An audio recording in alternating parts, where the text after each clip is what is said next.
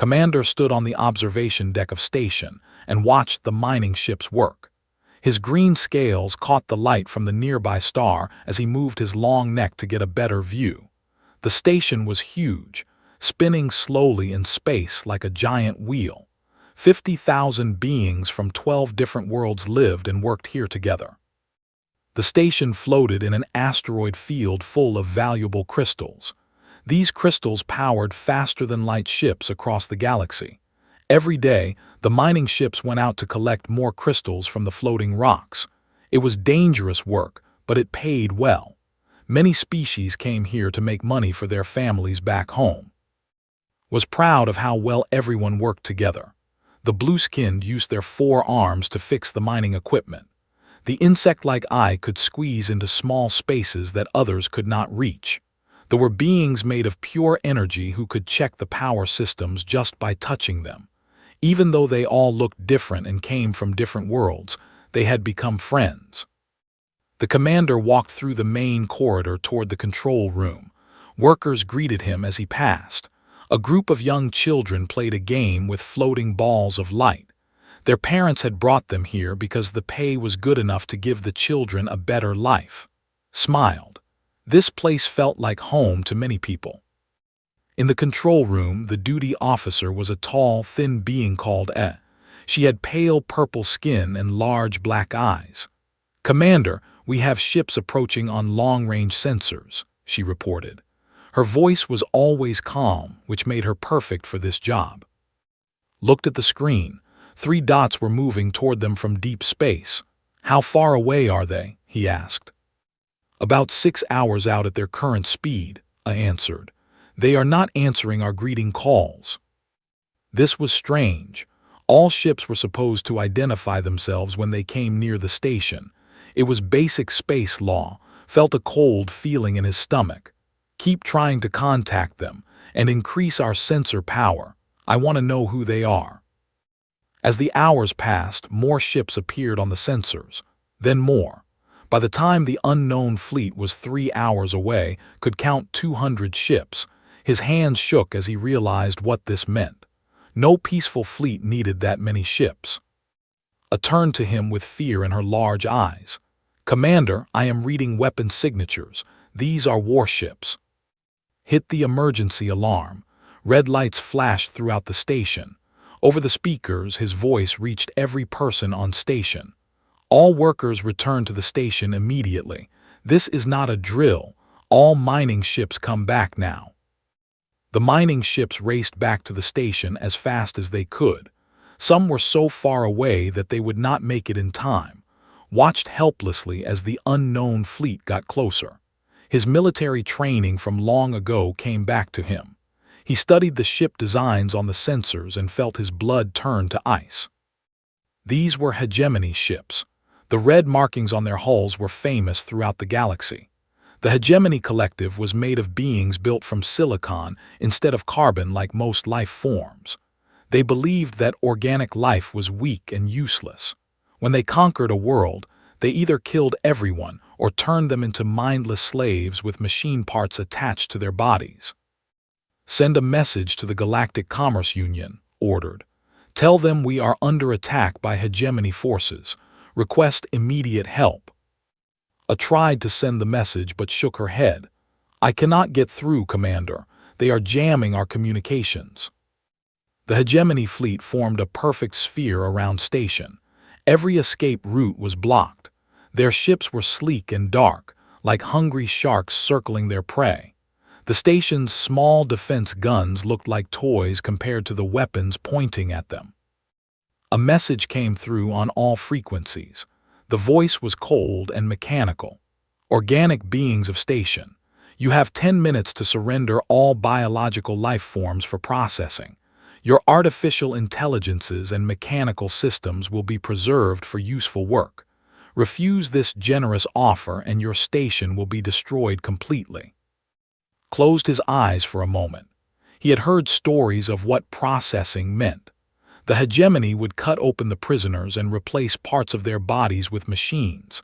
They would erase their memories and personalities, turning them into robot slaves. It was worse than death. "What are your orders, Commander?" I asked quietly. Looked around the control room at his crew. These beings trusted him to keep them safe. But how could he fight 200 warships with a mining station? The defense guns could maybe damage 1 or 2 enemy ships before being destroyed. "Activate all emergency protocols," he said finally. "Seal the important sections. Move everyone to the inner rings where the armor is thickest, and keep trying to break through their jamming." As the crew rushed to follow his orders, stared at the enemy fleet on his screens. Somewhere out there in the darkness of space, maybe someone would hear their call for help. Maybe some military force was close enough to reach them in time. But deep in his heart, he knew the truth. Station was alone. 50,000 innocent beings were about to die or become slaves, and there was nothing he could do to stop it. The hegemony ships moved closer like a closing fist. Their weapons powered up with an evil red glow that lit up the asteroid field. The battle for Station was about to begin, and knew they could not win. All he could do was make the enemy pay a price for their victory and hope that somehow, somewhere, help was coming. But as he watched the hegemony fleet prepare to attack, that hope felt as cold and distant as the stars themselves. The first attack came exactly 10 minutes after the warning. Bright red energy beams cut through space and hit the station's outer ring.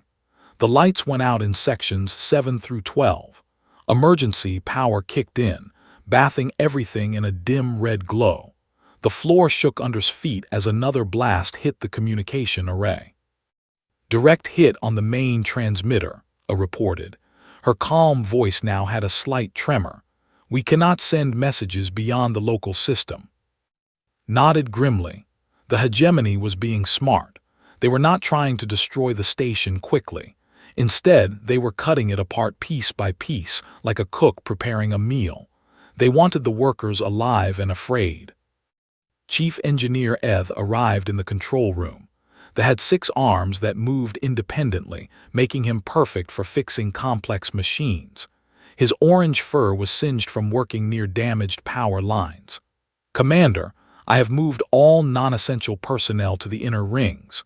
We have sealed the blast doors, but our defense guns are almost useless against their shields." "How long can we hold?" asked. Eth's 4 eyes blinked in sequence, which meant he was thinking hard. "If they keep attacking like this, maybe 3 days, but if they get serious about destroying us—" He made a gesture that needed no translation. Over the next 8 hours, the hegemony ships took turns attacking different sections of the station. They destroyed the mining ship docks first. Then they hit the fuel storage tanks. Each attack was carefully planned to cause maximum fear with minimum damage to the valuable parts of the station. The diverse crew of Station worked together like never before. The aquatic used their natural ability to work underwater to fix the damaged water recycling systems. The eye crawled through air ducts to repair power cables in areas too dangerous for other species.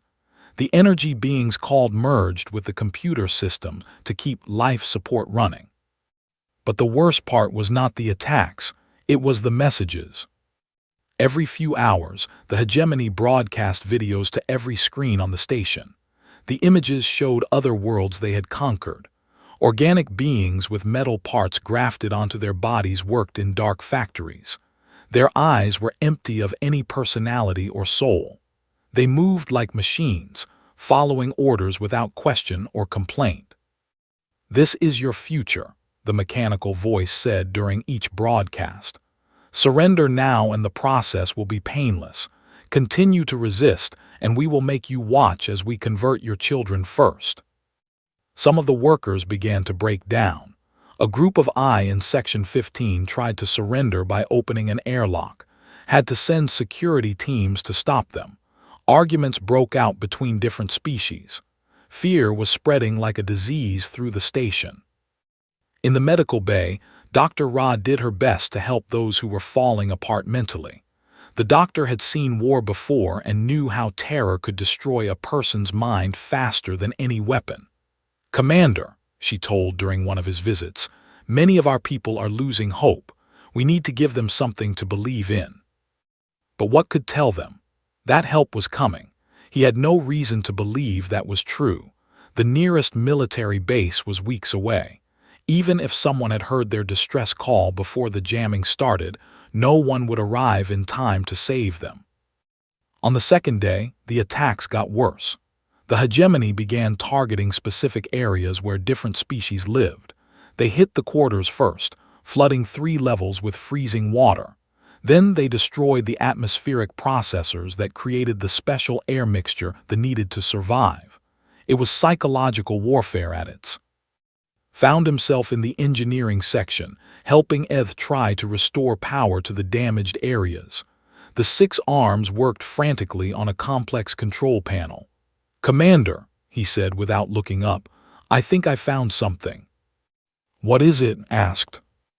Eth pointed to a bank of geological survey equipment. These machines are designed to send deep space pulses to map asteroid composition. They use a different frequency than normal communications. If I could modify them. Could you break through the jamming? Felt a spark of hope for the first time in days. Maybe, but only for a few seconds, and I could only do it once. The power surge would burn out all the circuits. Eth's 4 eyes met too. It would have to be a very short message.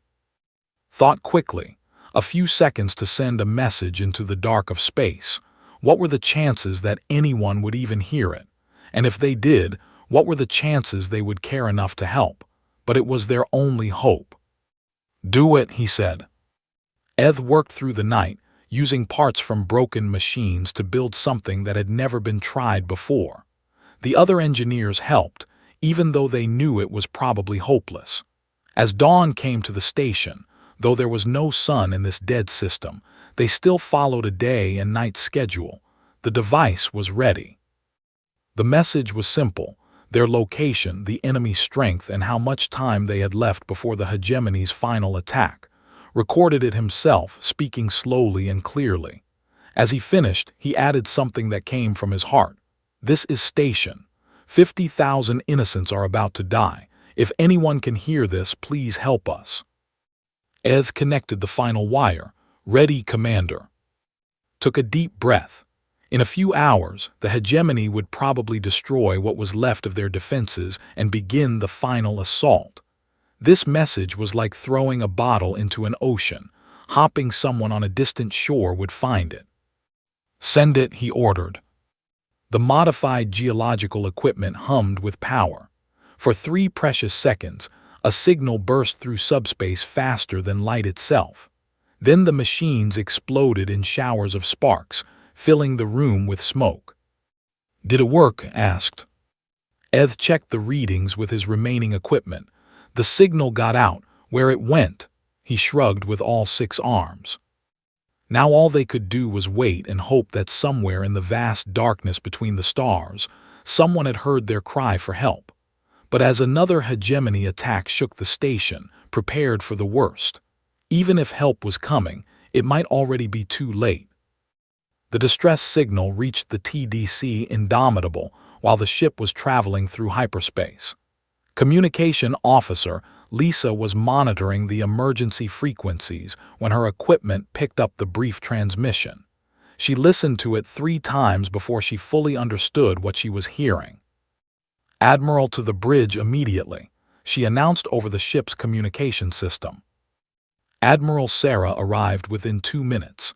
At 55 years old, she was shorter than most of her crew, with gray streaks in her dark hair and lines around her eyes from years of command. The sailors called her Iron Wolf because of her fierce reputation in battle. She had never lost a ship under her command, and she had never abandoned anyone who needed help. "What do you have?" she asked. Played the recording. The alien voice spoke in galactic standard language, but the fear was clear in every word. "This is Station. 50,000 innocents are about to die. If anyone can hear this, please help us." The bridge fell silent. Every officer present had heard of the Hegemony Collective. They were known throughout the galaxy for their cruelty toward organic life forms. Admiral studied the star chart that showed the signal's origin point. How far? She asked. Navigation officer checked his instruments. 72 light years, Admiral. We would need to make 4 hyperspace jumps through some very dangerous space. The gravitational fields in that region are unstable. How many ships do we have? Asked her second-in-command. Commander James Park consulted his tablet. 47 ships, Admiral. The indomitable 12 heavy cruisers, 20 destroyers, and 14 fighters carriers. We lost the Brisbane and the Moscow in the last engagement. The Admiral looked at the tactical display that showed the enemy force mentioned in the distress call. 200 hegemony warships against her small fleet. Any reasonable military commander would call for reinforcements and file a report with headquarters. But by the time help arrived, station would be nothing but floating debris, and 50,000 beings would be dead or worse. Admiral, Commander Park said quietly, according to regulations, we should report this to Fleet Command and await orders. Sarah had served in the Terran Defense Corps for 32 years. She had fought pirates in the outer systems, defended Earth during the war, and led rescue missions to worlds devastated by natural disasters. She had seen too much suffering to walk away from people in need. How long to reach station? She asked. If we push the engines past safety limits, about 16 hours, answered. But Admiral, the hyperspace jumps through that region. One small miscalculation, and we could end up inside a star or scattered across a dozen systems. Nodded, she understood the risks. Her fleet was returning from a classified mission in the Outer Rim, and her ships were already damaged from recent fighting. The smart move would be to return to Earth and let someone else handle this problem, but smart moves did not save lives. She thought about her own family. Her daughter was a teacher on Mars. Her son worked on a research station not unlike. If they were trapped somewhere, surrounded by enemies, she would want someone to come for them no matter how dangerous it was. All ships, this is Admiral, she announced on the fleet frequency. We have received a distress call from station. 50,000 civilians are under attack by hegemony forces. We are the only ships close enough to help them. She paused and looked around the bridge at her officers. They were all volunteers who had sworn to protect innocent life wherever they found it. She knew they would follow her anywhere, but this mission was more dangerous than most. I will not lie to you, we are outnumbered 4-1. The hyperspace jumps to reach them are extremely dangerous. Some of our ships may not make it through intact, but these people are counting on us. They have nowhere else to turn. Commander Park stepped forward. Admiral, the crew is ready. We did not join the Defense Corps to abandon people in need. The other bridge officers nodded their agreement. This was why humans had earned respect throughout the galaxy. When others calculated odds and considered profits, humans asked a simpler question. What was the right thing to do? Begin jump calculations immediately, ordered. I want all ships to push their engines to maximum safe limits. Tell the engineering teams to prepare for combat as soon as we arrive. We will not have time to assess the situation. The fleet began preparations for the dangerous journey. Engineers worked to squeeze every bit of speed from the fusion engines. Weapons officers checked and rechecked their systems. Medical teams prepared for casualties. Throughout the 47 ships, human crews worked with the efficiency that came from years of training and absolute trust in their commander. As the first hyperspace jump approached, Admiral recorded a message to send to station. She knew they probably could not receive it through the hegemony jamming, but she sent it anyway. This is Admiral Sarah of the Terran Defense Corps. We have received your distress signal. Hold your position and continue to resist. Help is coming. The cavalry is on its way. The Indomitable entered hyperspace in a flash of blue light, followed by the rest of the human fleet. Behind them, normal space returned to darkness. Ahead lay 72 light years of dangerous travel and a battle against impossible odds. In her private quarters, Admiral looked at pictures of her children and She might not see them again after today.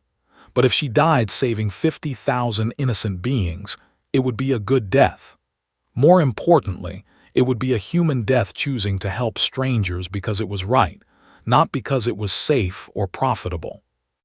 The fleet raced through hyperspace toward station, where 50,000 beings waited for a miracle. They did not know that their miracle was a small woman with gray hair and tired eyes, who had decided that some things were more important than following orders. Admiral Iron Wolf was coming, and she was bringing the full fury of humanity with her. The human fleet burst out of hyperspace like angry hornets from a disturbed nest. Instead of appearing at the edge of the system where most ships would arrive, Admiral had ordered a dangerous jump directly into the asteroid field. It was a move so reckless that the hegemony sensors initially registered it as some kind of natural phenomenon. Commander was in the station's damaged control room when suddenly straightened at her sensor station.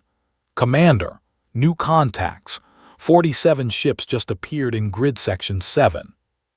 Looked at the display in confusion. Hegemony reinforcements. His heart sank, as if 200 enemy ships were not enough. "No, sir," said, her voice filled with wonder. "The computer identifies them as human ships, Terran Defense Corps."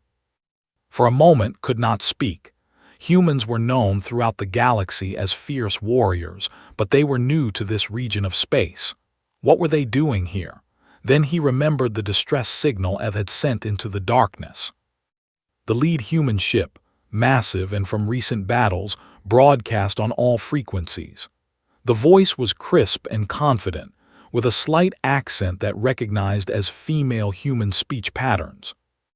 "Attention hegemony vessels. You are in violation of 17 interstellar treaties regarding attacks on civilian targets. Withdraw immediately or face the consequences." The response from the hegemony came quickly. Energy beams from 50 ships converged on the human fleet. But instead of retreating or forming defensive positions like most galactic militaries would do, the humans did something unexpected. They charged straight into the enemy formation. The Indomitable led the attack, her heavy guns firing constantly as she dove toward the center of the hegemony sphere. The human destroyers spread out like the fingers of a giant hand, each one targeting a different enemy ship.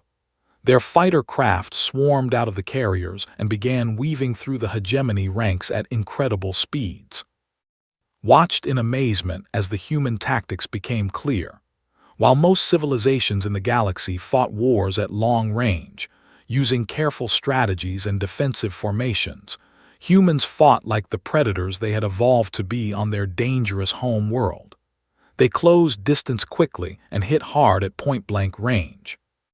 The hegemony ships were not prepared for this style of combat. Their vessels were designed for space battles at safe distances, not the brutal close-quarters fighting that humans preferred. When the human destroyer Yorktown rammed directly through a hegemony battlecruiser while firing all weapons, the psychological impact on the enemy fleet was immediate. "What are they doing?" A whispered. "That ship should have been destroyed by the impact." Had studied human military history during his academy days. "Their ships are built to survive the crushing gravity and violent weather of Earth," he explained. "They can take punishment that would destroy vessels from most other worlds." The battle raged through the asteroid field with a fury unlike anything had ever seen. Human ships used the floating rocks as cover and weapons, pushing asteroids into the paths of enemy vessels. Their fighters darted between hegemony ships like deadly insects, too small and fast to be easily targeted. But the humans were still outnumbered 4-1. For every hegemony ship they destroyed, they took damage in return. The human cruiser Wellington exploded in a brilliant flash when 3 enemy ships focused their fire on her weakened shields. The destroyer Perth lost her engine section but continued fighting with her forward guns. In the middle of the chaos, Admiral's voice cut through the communication channels again. This time she was speaking directly to station. "This is Admiral. Can your people get those defense platforms online? We could use some help out here. Realized she was right. The station's defensive weapons had been damaged but not destroyed. If they could repair them quickly. Ev, he called into his communicator, can you restore power to the defense grid? Give me 10 minutes, came the reply from the engineer. The battle continued to rage around them. The humans fought with a combination of skill and fury that impressed even the experienced hegemony commanders. When the human cruiser Canberra lost her main weapons, she used her mining lasers as improvised guns. When the destroyer Mumbai was surrounded by 5 enemy ships, she detonated her own torpedo magazine to take 3 of them with her. The tide began to turn when Ev managed to bring the station's defense platforms back online. The additional firepower struck the hegemony ships from an unexpected angle, forcing them to split their attention between the human fleet and the station itself. Admiral seized the opportunity immediately. All ships, implement Protocol Olympus, she ordered. Did not know what Protocol Olympus meant, but he was about to find out. The massive Indomitable suddenly broke away from the main battle and began a wide arc around the asteroid field. She was using the gravitational field of the station itself to build up speed for something. She's going to ram the command ship, I said in disbelief. The Hegemony command vessel was the largest ship in their fleet, a dark crystal structure the size of a small moon. It controlled the entire enemy formation and coordinated their attacks. As the Indomitable built up speed in her gravitational slingshot, every weapon on the command ship turned toward her. Energy beams, particle cannons, and missile swarms filled space between the two ships. The Indomitable's shields flared and sparked under the massive barrage. Her armor plates glowed red-hot and began to peel away. But Admiral kept coming. At the last second, the Indomitable fired every weapon she had directly into the command ship's central structure. The two vessels collided in an explosion that lit up the entire asteroid field like a brief, terrible star. When the light faded, both ships were gone. The Hegemony command structure had been shattered, and their remaining ships began to lose coordination. Without their leadership, the enemy formation started to fall apart. The remaining human ships pressed their attack with renewed fury. The fighter squadrons, no longer facing organized resistance, tore through the confused hegemony ranks. One by one, the enemy vessels were destroyed or driven off. When the last hegemony ship fled into hyperspace, the asteroid field fell silent except for the crackling of damaged systems and the quiet prayers of 50,000 beings who had been saved from a fate worse than death. The cavalry had arrived, and they had brought hell with them. The silence after the battle was almost as shocking as the violence that had come before it. Commander stood in the damaged control room of station and stared at the tactical display. Where 247 ships had fought to the death just minutes ago, now only 31 human vessels remained operational. Debris from both fleets drifted through the asteroid field like the bones of some ancient battlefield. Commander, I said quietly, the human fleet is requesting permission to dock with the station. Nodded slowly. He was still trying to understand what had just happened. A small human fleet had appeared from nowhere and destroyed a hegemony force 4 times their size. The cost had been terrible. 16 human ships had been lost in the battle, including their flagship with their admiral aboard. But 50,000 lives had been saved. Permission granted. Use docking bays 7 through 12. And prepare the main conference room. I think we need to meet these humans face to face. 30 minutes later, waited in the conference room with his senior staff. Dr. Ra had insisted on coming, along with Chief Engineer Ev and Security Chief O. They all wanted to see the beings who had risked everything to save strangers. The door opened and a small group of humans entered, was surprised by how ordinary they looked. The leader was a woman with short brown hair and tired eyes. She wore a dark blue uniform with the insignia of a commander. Behind her came a tall man with pale skin and a shorter woman with darker skin. They all looked exhausted. "I am Commander James Park," the woman said in careful galactic standard. "I was Admiral second in command aboard the Indomitable. I am now in temporary command of the remaining fleet." Stepped forward and performed the traditional gesture of gratitude, lowering his long neck until his head nearly touched the floor. "Commander Park, I am Administrator of Station. We owe you our lives, all of our lives." Commander Park looked uncomfortable with the formal thanks. "We did what anyone would do, Commander. We could not let innocent people be slaughtered by the hegemony." "Not anyone," Dr. Ross spoke up. Her insect-like features made her expressions hard for humans to read, but her voice was warm. "Many species in this galaxy would have calculated the odds and decided the risk was too great. You came anyway." The tall human man, who had introduced himself as captain, looked at the assembled aliens with curiosity. "How many different species live on this station?" he asked. 12, Eth answered, his 6 arms moving in the gesture of counting. "We come from 12 different worlds, but we work together here. Before today, I thought such cooperation was rare in the galaxy." Commander Park smiled sadly. Admiral believed that all thinking beings deserve to live free from fear. She said that if we don't protect those who cannot protect themselves, we have no right to call ourselves civilized. The mention of the Admiral brought silence to the room. She had died ramming the Hegemony command ship, taking their most powerful vessel with her. Her sacrifice had turned the tide of the battle and saved everyone on the station. "Tell me about your Admiral," requested. "She died to save us. We should know who she was." Commander Park's voice became softer. "Sarah served in the Terran Defense Corps for 32 years. She had 2 children and 4 back on Earth. She commanded 17 different ships during her career and never lost a single battle. More importantly, she never abandoned anyone who needed help." "She called us the cavalry," added. "What does that word mean?" Captain explained. "On our home world, cavalry were soldiers who rode fast animals called horses. When people were in trouble, they would send a message asking for help. The cavalry would come riding to save them at the last moment." "The cavalry is coming," Dr. Ra repeated slowly.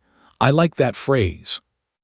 Over the next several hours, the humans and aliens worked together to repair the most critical systems on station. The cooperation was remarkable. Human engineers shared their knowledge freely, while alien workers showed the humans techniques they had never seen before. Despite their different biologies and cultures, they found ways to communicate and help each other. As they worked, Commander Park learned about life on the station. She was amazed by how well the different species got along. "On some worlds," she told, "different groups of the same species cannot live together peacefully, but here you have 12 completely different forms of life working as one community." "We learned that diversity makes us stronger," replied. "Each species brings something unique. They are excellent at underwater work. The eye can reach places others cannot. They understand energy systems in ways that amaze us all. Together, we can solve problems that would be impossible for any one group." Commander Park nodded thoughtfully. Admiral would have liked this place. She always said that cooperation was more powerful than any weapon. 3 months later, Station had been completely rebuilt and expanded. But the most important change was not visible from the outside. The station now served as humanity's first joint military base with other galactic civilizations. Ships from a dozen different worlds came here to coordinate patrols against pirates and slavers. Commander Park, who had been promoted to Admiral, stood in the new command center watching the mixed fleet conduct training exercises. Human destroyers flew alongside cruisers and fighters. The cooperation that had begun during the battle had grown into something larger. "Admiral," came a voice behind her. It was, who now served as the station's diplomatic liaison. We have received 3 more requests this week from worlds asking for Terran Defense Corps protection. Word is spreading about what happened here. Admiral Park smiled. I suppose Admiral got her wish. Humans are becoming known as the cavalry of the galaxy. Throughout the galaxy, on space stations and planet surfaces, a new message was spreading among those who suffered under oppression. It was broadcast on emergency frequencies in dozens of languages, offering hope to anyone who would listen. This is the Terran Defense Corps. If you are in danger, if you are threatened by those who would harm innocent life, send us your coordinates. Hold your position and keep fighting. The cavalry is coming. And somewhere among the stars, the spirit of Admiral Sarah smiled.